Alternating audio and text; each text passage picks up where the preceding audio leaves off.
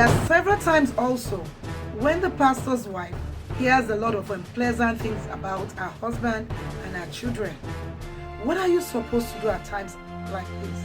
Are you supposed to withdraw back into your own shell? Are you supposed to put up a facade, feel happy during church service? When you get back home, you just go quietly into a corner? No. Because loneliness, when it's not treated, when it's not dealt with, makes you sad. Loneliness makes us stressed out.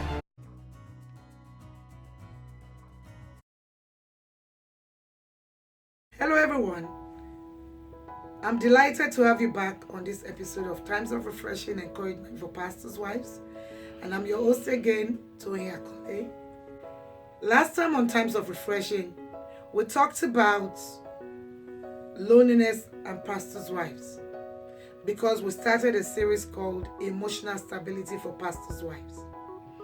And for this period, for about 2 more weeks or 3 more weeks, we're going to be talking about different aspects of things that brings emotional stabilities for pastors' wives. And that's why today we want to talk about stress and the pastors' wives. Statistics shows that 99% of all ailments, sicknesses, and diseases are caused by stress. This is very true because we are stressed when external forces especially affects our body, overwhelms us, and thereby produces diseases and sicknesses in our bodies.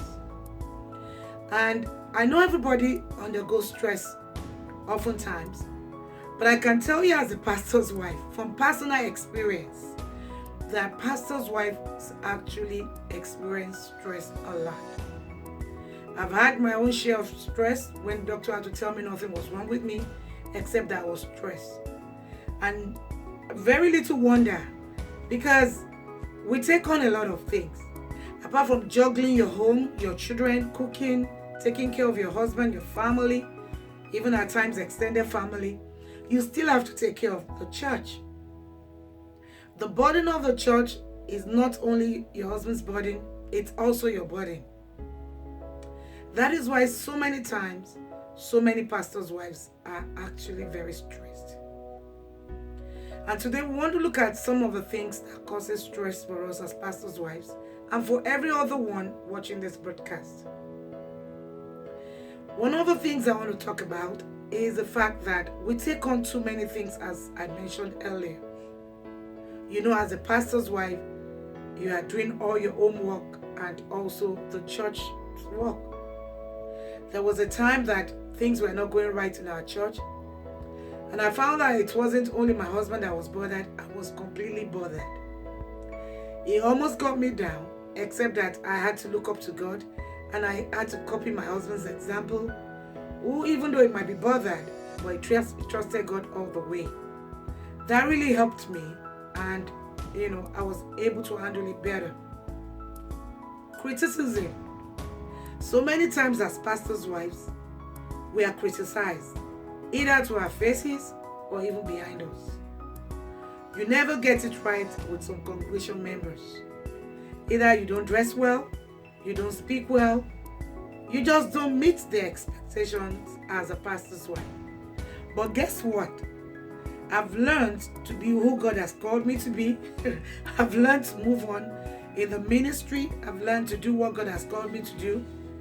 I've learned to try to please God and God alone. And honestly, this takes away a lot of stress from my life. Because if I listen and react to every criticism, I would not be able to achieve what God has called me to achieve. What about criticism of our husbands and our children? That most times is so difficult to bear. And pastors' wives and everyone out there, you have to learn how to deal with this, because it will always come. You don't jump to your husband's defense all the time, even though you try to do that. But these at times makes a lot of pastors' wives get very, very stressed.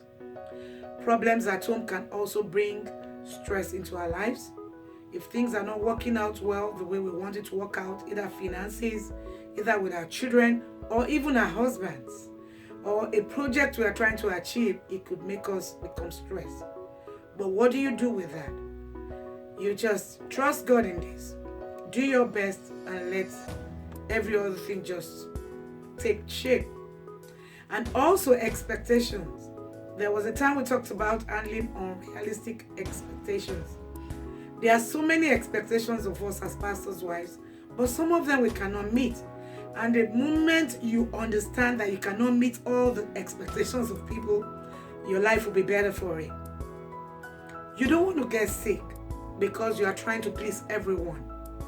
Because that's what is going to happen at the end of the day if you do not take care of yourself. What are the other things that causes stress for a pastor's wife?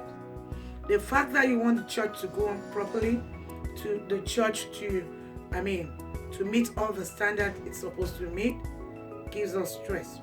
But guess what? God is the owner of the work. Even though He has called you and your husband to this work, He's still the one. He's the man behind the curtains doing the work. So you have to let God have His way in your life and in your husband's life and in the church. That way you'll be able to have peace of mind. Today, I also want us to take us through some steps of what to do when we are stressed. When you realize you're stressed, you need to slow down and take it easy with yourself, because stress will lead to burnouts, discouragements. It will lead to lack of interest in a lot of things you do for God and you do for yourself. And you don't want that to happen to you. So when you find out you're stressed, you just need to slow down. Put your feet up. I read about a pastor's wife that says that what she does is that when all her children have gone out of the house to school, and maybe her husband has gone to church on weekdays, she just chills out. If even you're working, you can take time off work.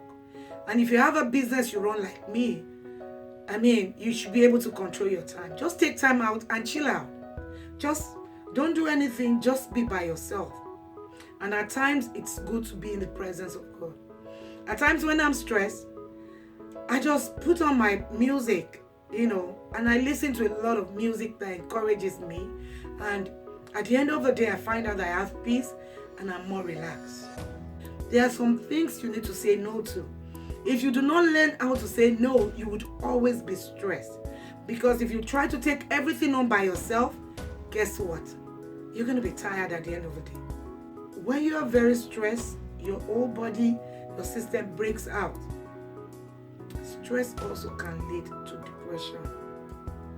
I know sometime during this broadcast, especially as we treat the topic of emotional stability, I can assure you we're going to talk about burnout and we're going to talk about how to handle depression.